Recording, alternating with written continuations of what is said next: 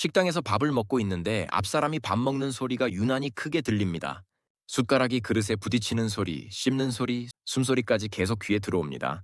나만 유난스러운 것 같아 자책하며 마음을 졸이셨다면 오늘은 심리학 채널이 전하는 마음 사용 설명서를 통해 여러분 마음이 편안해지셨으면 좋겠습니다. 주변을 둘러보면 다른 사람들은 아무렇지도 않게 식사를 하고 있습니다. 아무도 신경 쓰지 않는 것처럼 보입니다. 그런데 이상하게 그 소리만 점점 더 크게 들리는 것 같습니다. 처음에는 그냥 참아보려고 합니다. 내가 너무 예민한 거겠지. 그렇게 생각하면서 밥을 먹습니다. 하지만 시간이 지나면 지날수록 음식 맛보다 그 소리가 더 신경 쓰이기 시작합니다. 결국 밥맛까지 사라집니다. 그 순간 머릿속에서 이런 생각이 떠오릅니다. 왜 나만 이렇게 예민하지? 많은 사람들이 이런 순간을 경험합니다. 그리고 대부분은 같은 결론에 도달합니다. 내가 너무 예민한 사람인가 보다. 그런데 심리학에서는 조금 다른 이야기를 합니다. 예민한 사람들 중 상당수는 생각이 많은 사람이고, 생각이 많은 사람들 중 상당수는 정보를 처리하는 능력이 높은 사람일 가능성이 높다는 것입니다. 다시 말해, 예민함은 단순히 성격의 문제가 아니라 뇌가 세상을 받아들이는 방식과 관련이 있습니다. 어떤 사람은 세상을 대충 지나가게 만들고, 어떤 사람은 세상을 아주 세밀하게 받아들입니다. 그래서 어떤 사람에게는 아무것도 아닌 일이 다른 사람에게는 크게 느껴지기도 합니다. 예민한 사람들이 겪는 상황은 생각보다 매우 비슷합니다. 아마 여러분도 이런 경험이 있을지 모릅니다. 카톡을 보냈는데 답장이 늦습니다. 평소에는 바로 답장을 하던 사람이 몇 시간 동안 아무런 답이 없습니다. 처음에는 그냥 기다립니다. 그런데 시간이 조금 더 지나면 머릿속에서 생각이 시작됩니다. 혹시 내가 기분 나쁘게 했나? 내가 보낸 메시지가 이상했나? 나를 피하는 건 아닐까? 별일 아닐 수도 있는 상황인데 머릿속에서는 이미 여러 가지 시나리오가 만들어집니다. 시간이 길어질수록 생각도 더 많아집니다. 또 이런 상황도 있습니다. 직장에서 누군가 웃으면서 이렇게 말합니다. 요즘 살 좀 찐 것 같은데요? 그 말을 한 사람은 그냥 가볍게 던진 말일 수도 있습니다. 주변 사람들도 가볍게 웃고 넘어갑니다. 하지만 집에 돌아오는 길에 그 말이 계속 떠오릅니다.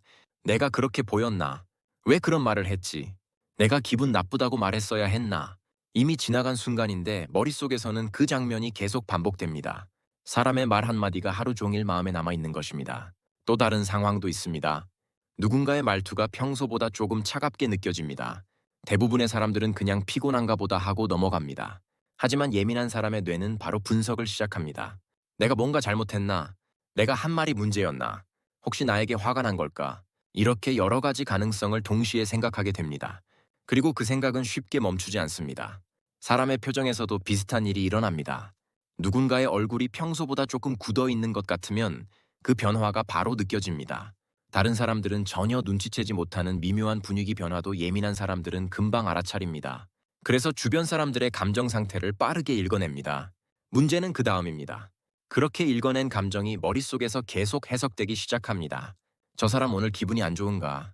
내가 뭔가 실수했나? 혹시 나 때문인가? 이런 생각들이 이어지면서 머릿속이 점점 복잡해집니다. 또 다른 예를 들어 보겠습니다. 친구 모임에서 누군가 평소보다 말이 적습니다. 대부분의 사람들은 그저 피곤하거나 조용한 성격이라고 생각합니다. 하지만 예민한 사람의 뇌는 무엇이 그 사람을 조용하게 만들었을까 분석하기 시작합니다. 내 말이 마음에 걸렸나? 혹시 기분 나쁘게 했나? 이미 지나간 장면이지만 계속 반복되는 시나리오가 생깁니다.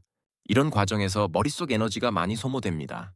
그래서 예민한 사람들은 자주 이렇게 말합니다. 아무 일도 없는데 머릿속이 너무 바쁘다.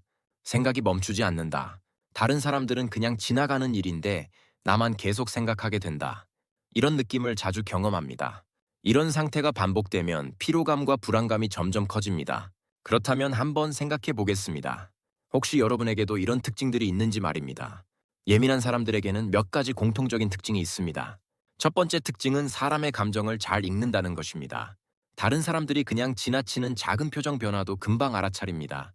말투의 미묘한 차이도 쉽게 느낍니다. 그래서 공감 능력이 높은 경우가 많습니다. 스탠퍼드 대학 연구에 따르면 미세한 감정 변화를 잘 감지하는 사람들은 사회적 신호 처리 능력이 뛰어나며 직관력이 높다는 결과가 있습니다. 두 번째 특징은 소리나 환경 자극에 민감하다는 것입니다. 식당의 작은 소음, 주변의 말소리, 분위기 변화 같은 것들이 쉽게 귀에 들어옵니다. 그래서 조용한 환경을 더 편안하게 느끼는 경우가 많습니다.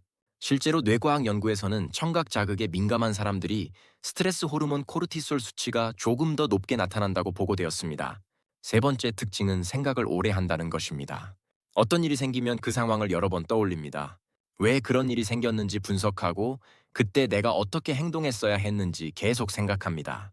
이미 지나간 장면인데도 머릿속에서는 계속 다시 재생됩니다. 이런 경향은 반추성 사고, 루미나시온이라고 불리며 불안과 우울과 연관이 깊습니다. 네 번째 특징은 인간관계에서 피로를 쉽게 느낀다는 것입니다. 다른 사람의 감정을 많이 읽다 보니 관계에서 사용하는 에너지가 많아집니다. 그래서 사람들과 시간을 보내고 나면 혼자 있는 시간이 필요해집니다. 사회적 에너지 소모가 일반인보다 빠르다는 것은 심리학 실험에서도 확인된 바 있습니다. 다섯 번째 특징은 공감 능력이 높다는 것입니다. 누군가 힘들어하는 모습을 보면 그냥 지나치지 못합니다. 다른 사람의 감정을 자신의 일처럼 느끼는 경우도 많습니다. 그래서 누군가를 위로하거나 상담하는 일을 잘하는 사람이 많은데 그만큼 본인의 정서적 부담도 큽니다. 이 특징들을 보면 공통점이 하나 있습니다.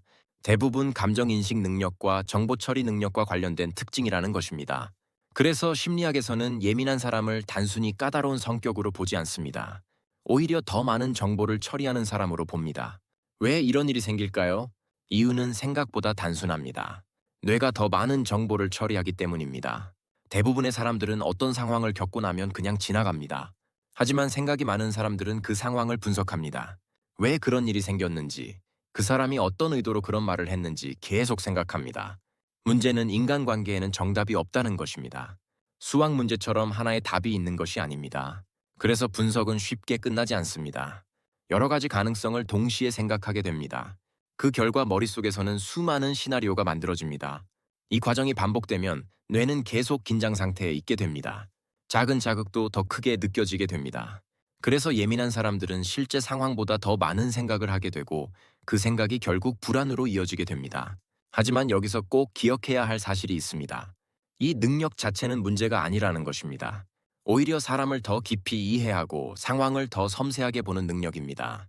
많은 사람들이 눈치채지 못하는 것을 알아차릴 수 있는 능력이기도 합니다. 단지 그 능력이 너무 과하게 작동할 때 스스로를 힘들게 만드는 것입니다. 그래서 중요한 것은 예민함을 없애는 것이 아니라 예민한 뇌를 다루는 방법을 배우는 것입니다.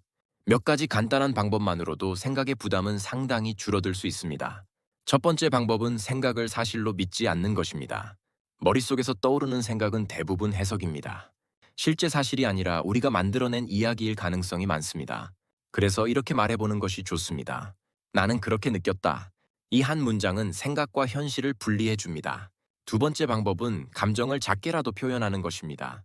많은 예민한 사람들이 상대방의 기분을 걱정하다가 자신의 감정을 말하지 못합니다. 하지만 감정을 계속 안에 쌓아두면 생각은 계속 반복됩니다. 오히려 간단한 한 문장이 상황을 훨씬 빨리 정리해 줍니다. 그 말은 조금 기분이 별로였어요. 이런 표현만으로도 머릿속에서 반복되는 생각이 줄어듭니다.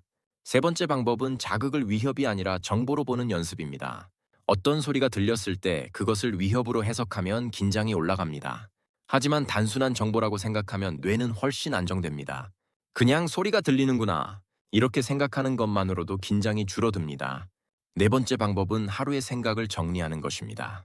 하루 중 마음에 걸리는 장면 하나를 떠올리고 그 상황을 한 문장으로 정리합니다. 오늘 나는 그 말이 조금 서운했다. 이렇게 정리하면 뇌는 그 상황이 끝났다고 인식합니다. 다섯 번째 방법은 자기 자신에게 관찰자 역할을 주는 것입니다.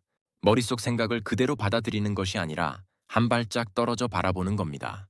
내가 지금 무엇을 느끼고 있는가? 그 감정이 어디서 시작되었는가? 관찰만 하는 것만으로도 불안과 예민함은 상당히 줄어듭니다. 마지막으로 꼭 기억해야 할 것이 있습니다. 예민함은 약점이 아니라 하나의 능력이라는 것입니다. 세상을 더 많이 느끼고 사람의 감정을 더 깊이 이해하는 능력입니다. 단지 그 능력을 어떻게 사용할지 배우지 못했을 뿐입니다. 그래서 앞으로 누군가 이렇게 말할 수도 있습니다. 넌 너무 예민해. 그때 이렇게 생각해도 괜찮습니다. 나는 예민한 사람이 아니라 세상을 더 많이 느끼는 사람이다. 그리고 그 감각을 조금만 다루기 시작하면 당신의 삶은 훨씬 편안해집니다.